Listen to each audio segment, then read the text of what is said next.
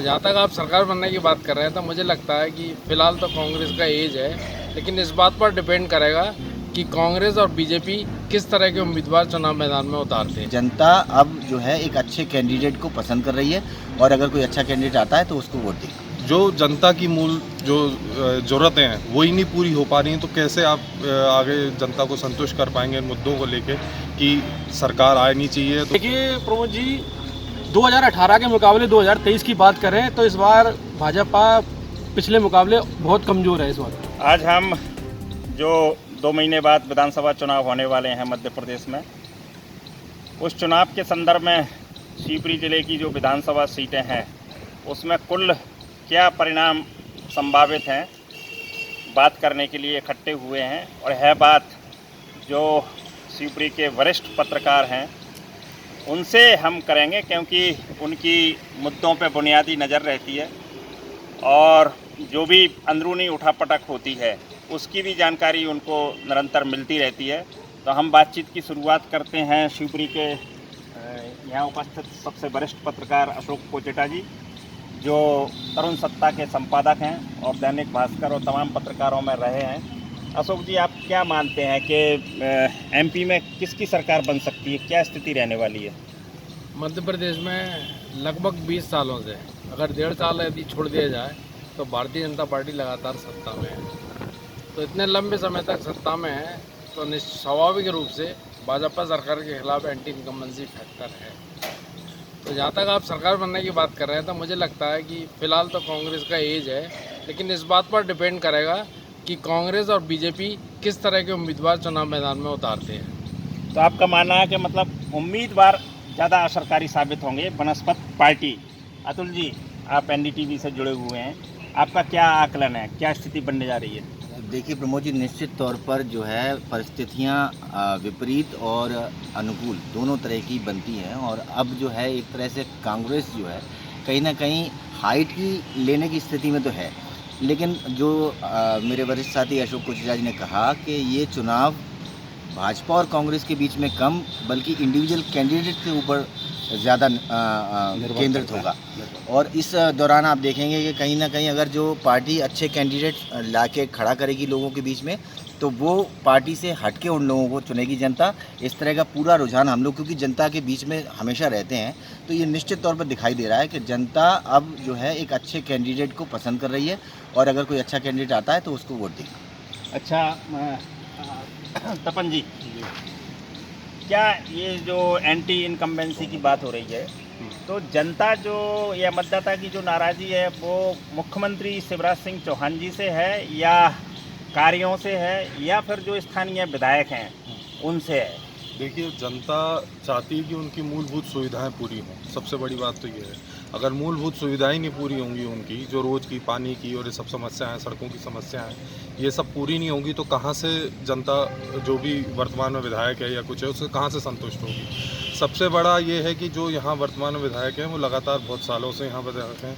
पिछली सरकार जो रही तीन बार से जो बीजेपी की सरकार है, कांग्रेस की भी बीच में जो 1.5 साल के लिए आई थी तब भी वो रही थी यहाँ पर जो जनता की मूल जो ज़रूरतें हैं वही नहीं पूरी हो पा रही हैं, तो कैसे आप आगे जनता को संतुष्ट कर पाएंगे इन मुद्दों को लेके कि सरकार आनी चाहिए तो पूर्ण बहुमत से आएगी और फिर काम करेगी। जो बार बार जो रेवड़ी और जो टॉफ़ी दी जा रही है इतने सालों से लगातार कि ये काम पूरे हो जाएंगे, अभी तक देखा जाए धरास्थल पे तो वो काम पूरे हैं ही नहीं। वार्डों में चले जाएं आप, यहीं वर्तमान में देखें जो नगर पालिका के जितने वार्ड हैं वहाँ सड़कें ही नहीं हैं। थीम रोड का बखान किया जाता है कि थीम रोड बनेगी, जो जनता के घरों तक रोड ही नहीं है तो थीम रोड के लिए पब्लिक क्या थीम रोड से क्या होना जाना है? आपका क्या कहना है मनोज जी? देखिए, ये इसी विषय में शिवपुरी जिले में विकास की बात करें तो कोई विकास नहीं दिख रहा है जो ज़मीनी धरातल पर दिखाई दे। शिवपुरी जिले में यदि बात की जाए रोडों की तो ना तो रोडें हैं, जनता परेशान है, गड्ढों में इतने सड़कों में इतने गड्ढे हो गए हैं। थीम रोड की बात करें तो पिछली बारिश में ही थीम रोड का पूरा भ्रष्टाचार उजागर हो गया था। 1.5 से 2 किलोमीटर रोड पूरी उखड़ गई थी।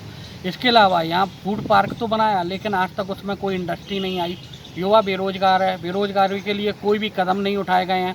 लोग बाग आशा करते हैं कि विधायक यहाँ रहें और उनकी मूलभूत समस्याएं सुनाएं, लेकिन विधायक यहाँ से नदारत रहती हैं तो ऐसे में उनकी सुनवाई कौन करेगा? बहुत ठीक कहा आपने कि विधायक यहाँ से नदारद रहती हैं, तो ऐसे में जनता की सुनवाई कौन करेगा? आखिर जो मतदाता है वो किसके पास अपनी समस्या को लेके जाए?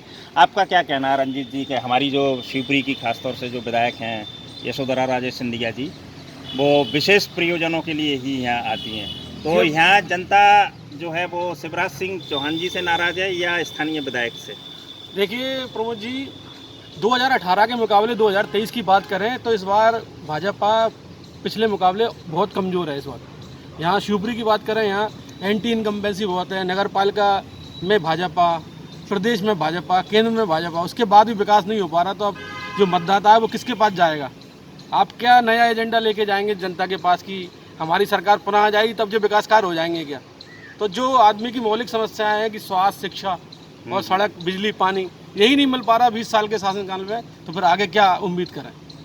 सौरभ जी, जैसा कि सभी पत्रकार साथियों का कहना है कि स्थितियां भारतीय जनता पार्टी के पक्ष में नहीं है, जनता नाराज़ है, मतदाता किन्हीं ना किन्हीं कारणों से नाराज़ है। लेकिन इस सब के बावजूद सरकार ने लाडली बहना योजना के अंतर्गत धन देना शुरू कर दिया है। व्यक्तिगत अन्य सरकारी कर्मचारियों को भी तमाम तरह की सुविधाएं और पैसा देना शुरू कर दिया है, तो इसका असर इन सब चीज़ों पर पड़ेगा? देखिए, इसका असर इन सब चीज़ों पर कितना आगे पड़ने वाला है वो तो मैं नहीं कह सकता, लेकिन अभी तक कोई खास धरातल पर असर होता दिखाई नहीं दे रहा है। सरकार ने लोगों का दिल जीतने की पूरी कोशिश कर ली। आए दिन नई पर नई घोषणाएं हो रही हैं, वादे किए जा रहे हैं, लेकिन वादों को अमली जामा कौन पहनाएगा, सबसे बड़ा सवाल ये है।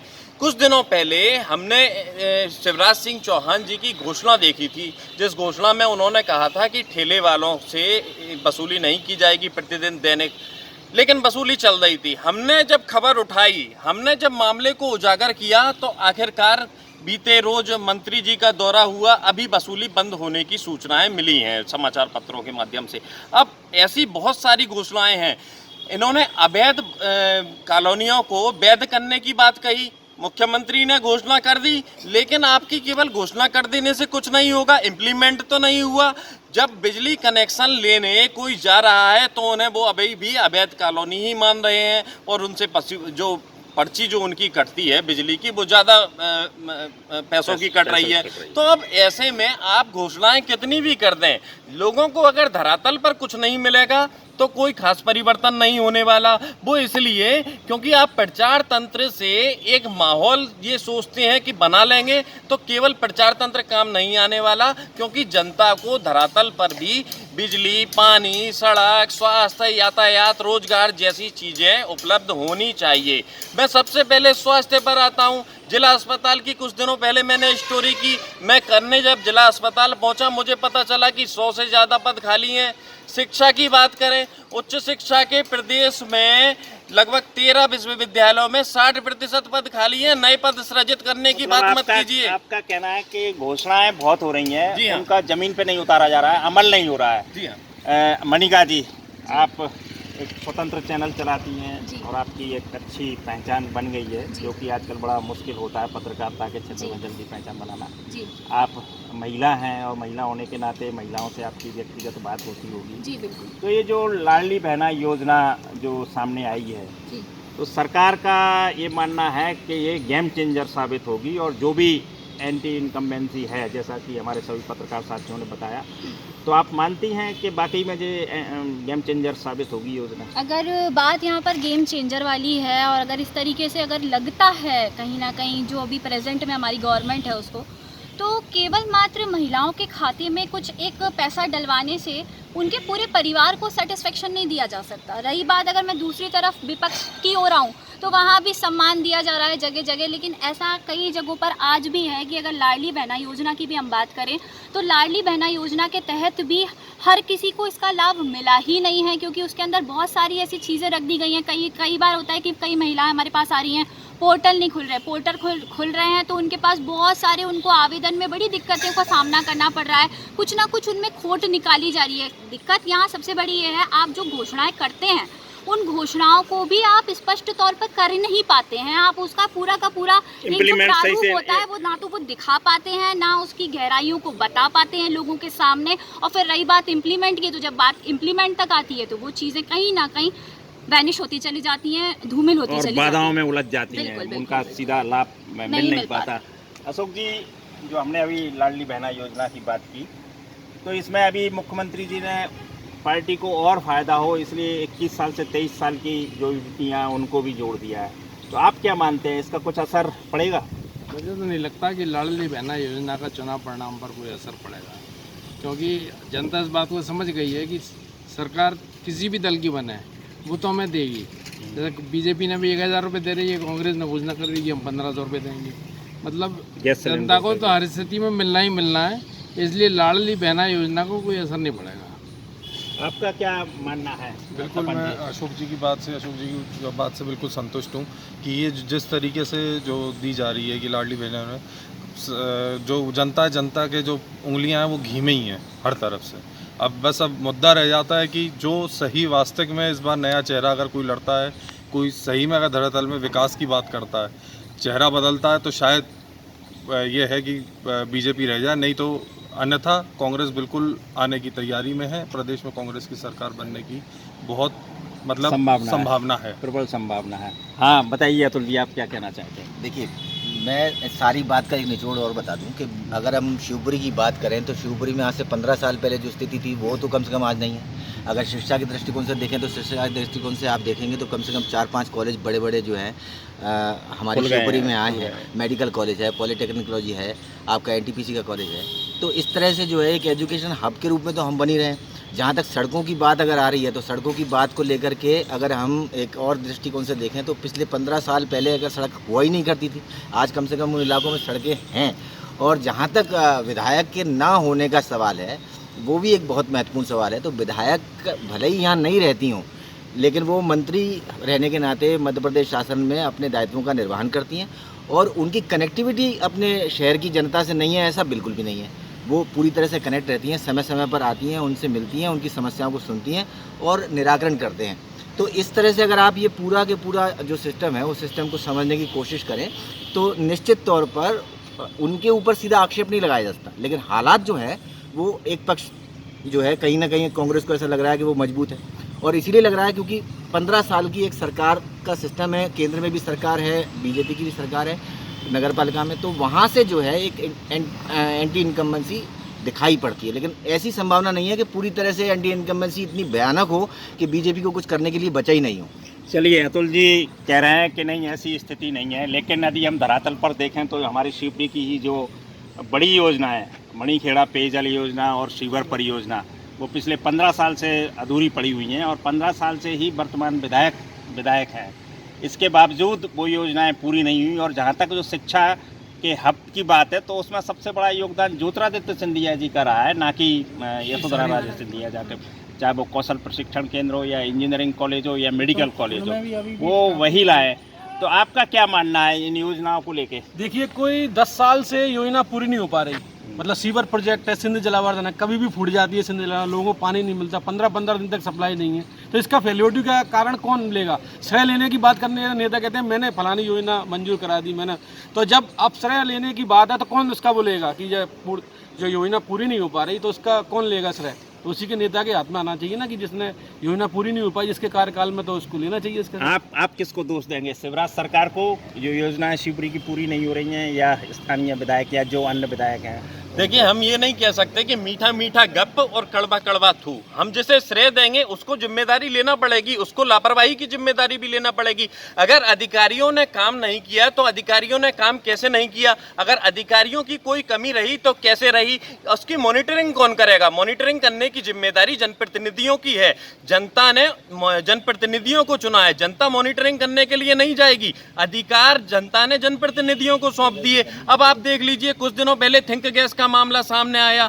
थिंक गैस के मामले में विवादों में आई बहुत ज़्यादा, लेकिन उसकी जांच के तथ्य भी अभी सामने नहीं आए। पूरे शहर में खुदाई हुई, खुदाई सीवर की हुई, खुदाई जलावर्धन योजना की हुई, थिंक गैस को लेकर खुदाई हुई, एयरटेल की खुदाई हुई, लेकिन कौन सी खुदाई कितने फीट पर की गई, किस क्षेत्र में की गई, परमिशन पहले किसको मिली, बाद में किसको मिली, इन सब तथ्यों को सामने रखना चाहिए था जिम्मेदारों को। अगर सामने रखते तो पता चलता कि लापरवाही किसकी रही। आप देख लीजिए, सड़कों के चैम्बर, सड़क पे जो बनाए गए हैं सीवेज के चैम्बर हैं, जगह जगह टूट रहे हैं, फूट रहे हैं। अगर टूट रहे हैं, फूट रहे हैं तो आप उनको दुरुस्त कराइए, या फिर अगर कहीं निर्माण में लापरवाही बढ़ती जा रही है तो काम को रोक दीजिए। जनता का पैसा है, यूं जाया नहीं करना चाहिए। अब अभी टूट रहे हैं, फूट रहे हैं, अब दोबारा खर्चा करके उन्हें दुरुस्त कराएंगे, उसमें भी दोबारा जनता का पैसा खर्च होगा। तो जो योजनाएं हैं उसके बारे में कहा जा रहा है कि अमल में कभी नहीं आएगी वो योजना, सीवर टोटली फेल बिल्कुल है। बिल्कुल आप ठीक कह रहे हैं कि जो हमारे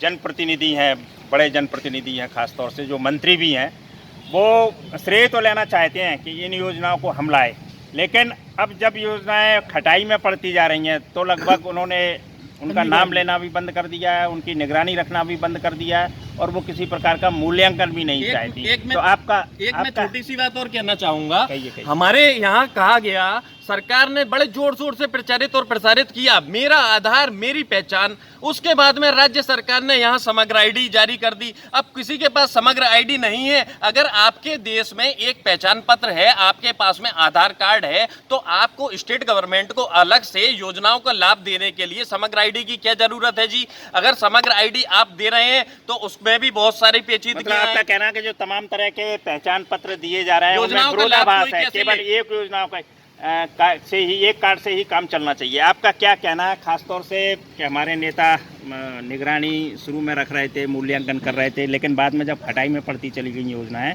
तो वो पीछे हटते चले गए और नई योजनाओं की बात करने लगे। आप क्या कहना है? मेरा मानना तो स्पष्ट तौर पे ये है, एक बेबाकी के साथ में, कि जब हमको किसी को अपनी तरफ अट्रैक्ट करना होता है तो हम उसके सामने बहुत सारे प्रलोभन देते हैं, जो कि स्थानीय अगर हम स्तर पर भी आएँ तो हमारे सामने बहुत सारे प्रलोभन दिए जाते हैं कि आइए, आकर आपको देखिए, आपको दिखाएंगे कि पूरा का पूरा सड़क बना दे। जैसे कि प्रेजेंट में मैं बात करूं थीम रोड की, थीम रोड को चमकाने का काम चल रहा है, लेकिन अगर हम बिल्कुल धरातल की स्थिति पे आएँ तो लोगों को, स्थानीय लोगों को उसके चमकने से कोई लेना देना नहीं है। लोगों को मैटर करता है कि भाई उनके घरों का चूल्हा जल पाए, लेकिन रोजगार की कोई बात हमारे शहर में करने को भी तैयार नहीं है।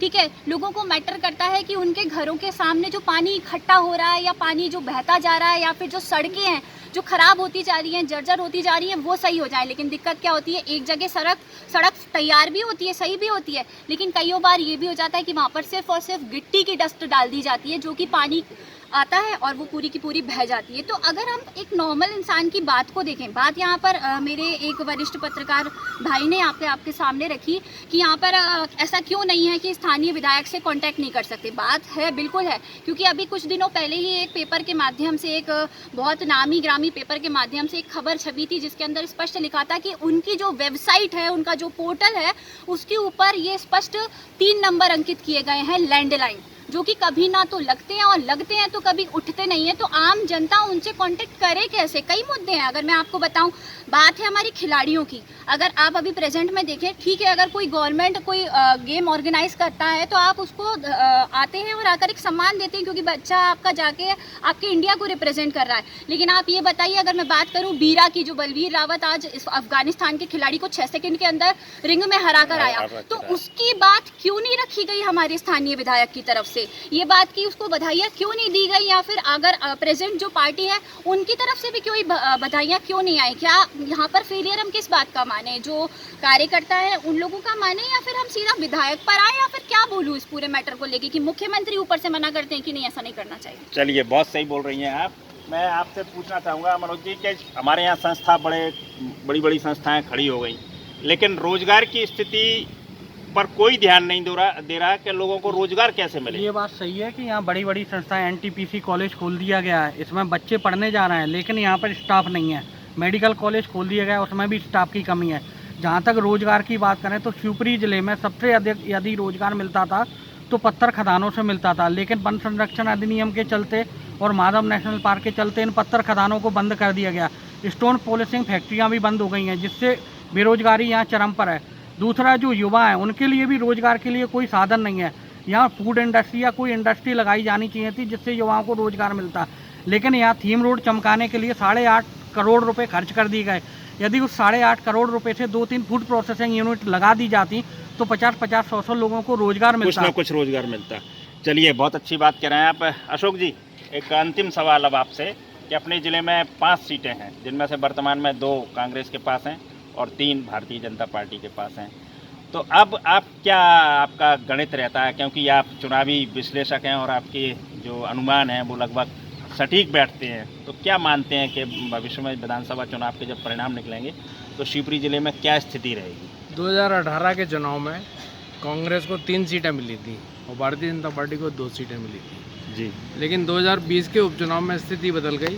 कांग्रेस की सीटों की संख्या बढ़कर के 3 हो गई और भारतीय जनता पार्टी की सीटों की संख्या घट करके 2 रह गई। आज की स्थिति में तो बराबर की फाइट दिख रही है मुझे हर विधानसभा क्षेत्र में। इसमें इस बात पर निर्भर करेगा कि जौन सी भी पार्टी सही उम्मीदवार को टिकट देगी उससे जीत मिलेगी। अगर बीजेपी अपना टिकट पौरी में और करेरा में अगर बदल देती है तो यहाँ बीजेपी बढ़त में रहेगी और कोलार में पेछोर में तो बीजेपी तो कांग्रेस की है, वैसे ही बढ़त है। एक तरफा। शिवपुरी में यशोधरा सिंधिया एक स्ट्रॉन्ग कैंडिडेट है, एक मजबूत कैंडिडेट है, उनको हराना बहुत मुश्किल का काम है। और कोलारस और में कोई चमत्कार हो तभी यशोधरा सिंधिया को हराया जा सकता है। जी। और जहाँ तक कोलारस का सवाल है, कोलारस में कांग्रेस को एज है। चलिए, तो अभी हमने अपने पत्रकार साथियों से बात की और सब कुल मिला के जो निष्कर्ष निकला वो ये निकला कि पार्टी लाडली बहना जो योजना है वो धरातल पर दिखाई तो दे रही है, लेकिन वो वास्तव में उससे मतदाता प्रभावित होकर वोट भारतीय जनता पार्टी के पक्ष में डालेंगे ये स्पष्ट नहीं है। और शिवपुरी जिले की 5 विधानसभा सीटों पर लगभग एक पिछोर की सीट छोड़ के बराबर की टक्कर दिखाई दे रही है। ऐसे में दोनों दलों के उम्मीदवार किस तरह के होते हैं, कितने मजबूत होते हैं, ये जनता ध्यान में रखेगी और उस हिसाब से मतदान करेगी। मैं प्रमोद भार्गव, शिवपुरी से।